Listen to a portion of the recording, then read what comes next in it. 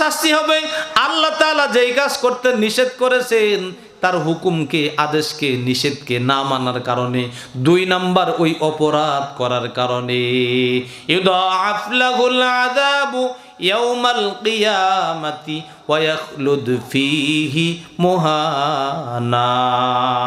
আল্লাহ বলেন আমি ওই সমস্ত বান্দাদেরকে যারা এমন অপরাধ করবে, কোন অপরাধ, যারা দুনিয়াতে যখন চলবে অহংকার করে চলবে, মানুষের সাথে কর্কশ ভাষায় কথা বলবে, আমি আল্লাহ তাআলার নিকট ক্ষমা চাইবে না, আমি আল্লাহর দেওয়া ধন সম্পদ সঠিক পন্থায় ব্যয় করবে না, অপচয় করবে, প্রয়োজনের ক্ষেত্রে কৃপণতা করবে, আল্লাহ বলেন অন্যায়ভাবে মানুষকে হত্যা করবে, জিনা ব্যভিচার করবে, এই সমস্ত মানুষদেরকে আমি আল্লাহ তাআলা দ্বিগুণ শাস্তি দিব। কেবলমাত্র ইল্লা মান তাবা ওয়া আমানা ওয়া আমিলা আমালান সালিহান ফাউলাইক। এইখানে আল্লাহ তাআলা গুনাহবলী বলার পরে মাঝখানে কিছু শাস্তির কথা বলেছেন। এই জন্য বলেছেন যেই গুণগুলো মানুষের জন্য উপকারী, যেই কাজগুলো করার আদেশ আল্লাহ করেছেন আর যেই কাজগুলো করতে নিষেধ আল্লাহ করেছেন, এমন কাজগুলোর মাঝখানে আল্লাহ তাআলা নিষেধমূলক কাজ করলে কি শাস্তি হবে, আল্লাহর আদেশ না মানলে কি শাস্তি হবে, এই সম্পর্কে আল্লাহ তাআলা মাঝখানে আলোচনা করে শেষে গিয়ে বাকি গুণগুলো আলোচনা করেছেন। কি বাবাজি সমস্যা হচ্ছে?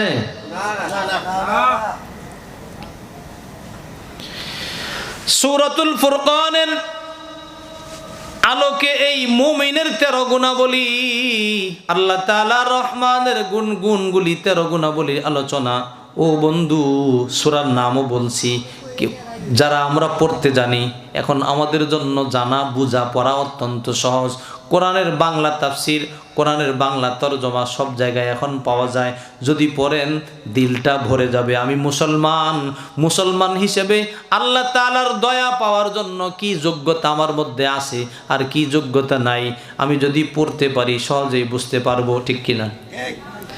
এই জন্য তাফসির মাজহারির মধ্যে কাজী সানাউল্লাহ পানিপতি রহমতুল্লাহি আলাইহি লেখেন, ও দুনিয়ার মানুষ, আল্লাহ তাআলার পছন্দের বান্দা, রহমানের গোলামের এই গুণগুলো যার মধ্যে আছে, ওই যেন আল্লাহ তাআলার এই গুণগুলো জেনে আল্লাহ তাআলার দরবারে শুকরিয়া আদায় করে।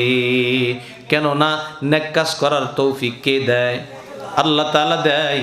গুনাহ থেকে বাঁচার তৌফিকও আল্লাহ তাআলা দেয়।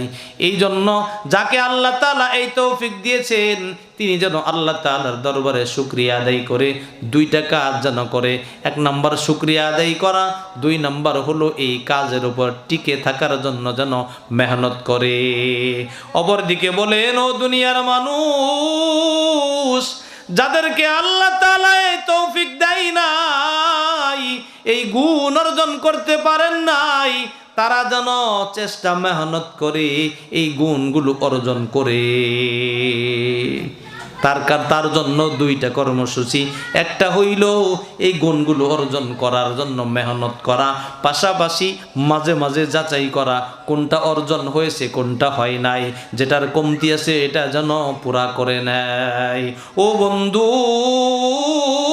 আল্লাহ তাআলা এরপরে বলেন শাস্তি আমি তাদেরকে জাহান্নামের ভিতরে দ্বিগুণ শাস্তি দিব। ইল্লা মান তাবা ওয়া আমানা ওয়া আমিলা আমালান সালিহান ফাউলাইকা ইউবাদদিলুল্লাহু সাইয়্যাতিহিম হাসানাত ওয়া কানাল্লাহু গফুরুর রহিমা। যত জায়গায় আল্লাহ তাআলা কোরআনে হাকিমের যত জায়গায় জাহান্নামের কথা বলেছেন, তত জায়গায় আবার জান্নাতের সুসংবাদও দিয়েছেন। সুবহানাল্লাহ।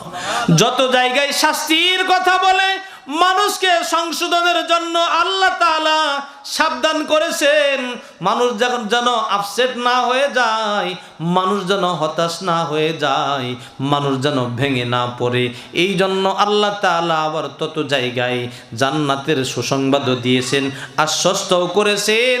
যত জায়গায় শাস্তির কথা বলেছেন, পাশাপাশি তত জায়গায় আল্লাহ তাআলা তওবার কথা, সংশোধনের কথাও বলেছেন। যত জায়গায় শাস্তির কথা বলেছেন, তত জায়গায় আল্লাহ তাআলা ইস্তিগফারের কথাও বলেছেন। এইখানেও আলোচ্য আয়াতেও তার ব্যতিক্রম নয়। আল্লাহ তাআলা জাহান্নামের দ্বিগুণ শাস্তির কথা বলেছেন। এই কথা বলার পরেই আল্লাহ তাআলা আবার ইস্তেসনা করেছেন, আলাদাভাবে আল্লাহ তাআলা উল্লেখ করেছেন, শাস্তি আমি তাদের দিব যারা তওবা করবে না, তবে তাদেরকে শাস্তি দিব না যারা তওবা করবে। সুবহানাল্লাহ। কি করবে? আর জোরে বলি, কি করবে? তওবা। তওবা বলতে আমরা কি বুঝি? তওবা বলতে তো আমরা তো বুঝি তওবা তওবা তওবা তওবা, এটার নাম তওবা না। তওবাতুন শব্দের অর্থ হইল ফিরে আসা, কি করা? সংশোধন হওয়া, নিরাপদে যাওয়া, এর নাম হচ্ছে তওবা। আমরা তো মনে করি তওবা শুধু মুখে বলা না। যখন এই আয়াত নাজিল হয়েছিল, ইউদাফ লাহুল আযাবু ইয়াউমাল কিয়ামাতি ওয়া ইয়াখলুদ ফীহি মুহানা, দ্বিগুণ শাস্তি আল্লাহ তাআলা মানুষদেরকে দিবেন। কাদেরকে দিবেন? যারা অন্যায়ভাবে মানুষকে হত্যা করে, জিনা বা বিচার করে। আল্লাহ বলেন নামাইয়া ফাল যালিকা ইয়ালকা আসামা। আসাম জাহান্নামের একটা উপত্যকার নাম, নাউজুবিল্লাহ। আসাম জাহান্নামের উপত্যকা। উপত্যকা বলতে বুঝায় দুইটার মাঝখানের মধ্যস্থিত কিছু, দুই জাহান্নামের মাঝখানের যেটা, এটাকে বলা হয় আসাম। জাহান্নামের এই আসামকে বুঝায় তাফসীরের ভাষায় এমন একটা গর্ত, যেই গর্তটা আগুনের গর্ত। কেমন আগুনের গর্ত? ধরেন এই পাশে একটা চুলা, এইখানেও আগুন জ্বলে, এই পাশেও একটা চুলা, এইখানেও আগুন জ্বলে। দুই চুলায় যখন উত্তপ্তভাবে আগুন জ্বলে, দুই চুলার মাঝখানে যদি একটু গর্ত থাকে, এইখানে আগুনটা কেমন লাগে? সুবহানাল্লাহ। ঠিক না? এইখানেও আগুন, এইখানেও আগুন, মাঝখানে যদি একটা ফাঁকা থাকে, ওইখানে আগুন আর দেওয়া লাগে? এমনি কি আগুন হয়ে যায় না? এই গর্তটাকে বলা হয় আসাম। এই কথা আল্লাহ তাআলা যখন নাজিল করলেন, একজন জিনাকার মহিলা, কি মহিলা? একজন জিনাকার মহিলা হঠাৎ করে যখন শুনলেন আল্লাহ তাআলা এই কথা বলেছেন, অন্যায়ভাবে হত্যা করা এবং জিনা বা বিচার করলে আল্লাহ তাআলা এইভাবে শাস্তি দিবেন।